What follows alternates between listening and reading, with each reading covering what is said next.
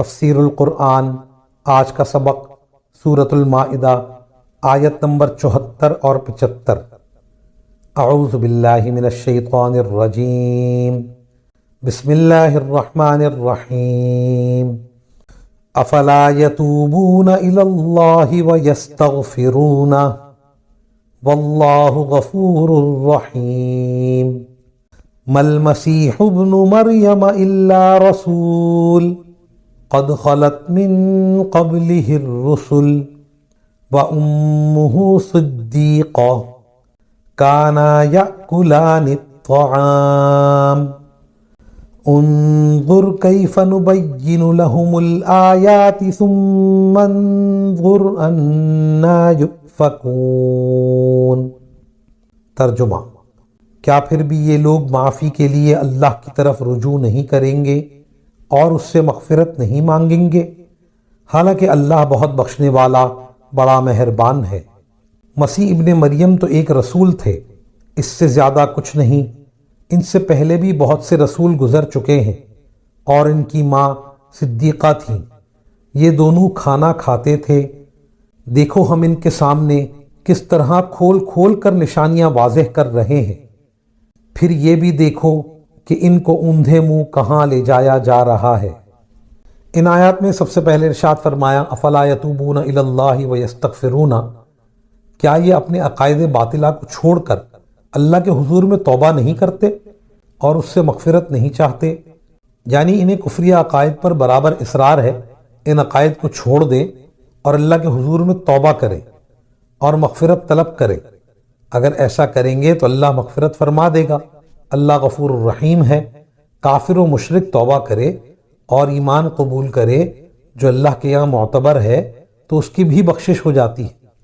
اس کے بعد حضرت عیسیٰ علیہ السلام کا عہدہ بتایا، مل مسیح ابن مریم الا رسول، کہ مسیح ابن مریم صرف رسول ہیں۔ رسول وہ ہوتا ہے جو پیغام لے کر آئے۔ اللہ کے رسول مخلوق کی طرف اللہ کا پیغام لے کر آتے تھے اور ان کا بہت بڑا منصب اور عہدہ تھا جو ان کے لیے بہت بڑی فضیلت کا باعث تھا۔ اللہ تعالیٰ نے جو پیغام بھیجے وہ پیغام لے کر آئے اور مخلوق تک پہنچا دیے۔ ظاہر ہے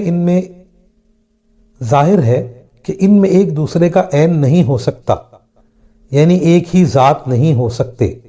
پیغام بھیجنے والا وحدہ لا شریک ہے، جس کو اس نے پیغام دے کر بھیجا وہ پیغام بھیجنے والے کی خدائی میں کیسے شریک ہو سکتا ہے؟ جیسے دوسرے انبیاء کرام علیہم الصلاۃ اللہ کے بندے اور اس کے رسول تھے اور خدا کی الوہیت میں شریک نہیں تھے، ایسے ہی حضرت عیسیٰ علیہ السلام بھی تھے۔ ہر نبی اللہ کا بندہ ہے اور تمام انبیاء کرام علیہم السلام اللہ کا بندہ ہونے کی دعوت دیتے رہے۔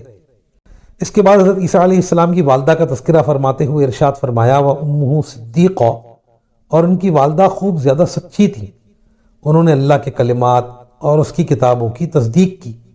پھر فرمایا کانا یاکلان الطعام، عیسیٰ علیہ السلام اور ان کی والدہ کھانا کھاتے تھے۔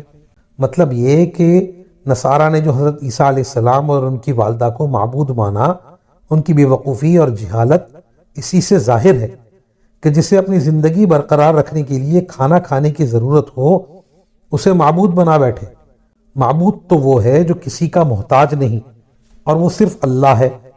پھر فرمایا انظر کیف نبین لہم الآیات، آپ دیکھ لیجئے ہم ان کے لیے کس طرح آیات بیان کرتے ہیں، طرح طرح سے سمجھاتے ہیں، دلائل پیش کرتے ہیں، لیکن پھر بھی وہ اپنے عقائد شرکیہ سے باز نہیں آتے۔ آخر میں فرمایا ثم انظر انا یؤفکون، پھر دیکھ لیجئے وہ کس طرح ہٹائے جا رہے ہیں، حق کو چھوڑ کر باطل کی طرف جاتے ہیں، دلائل اور حقائق کی طرف متوجہ نہیں ہوتے۔ وآخر دعوانا ان الحمد للہ رب العالمین۔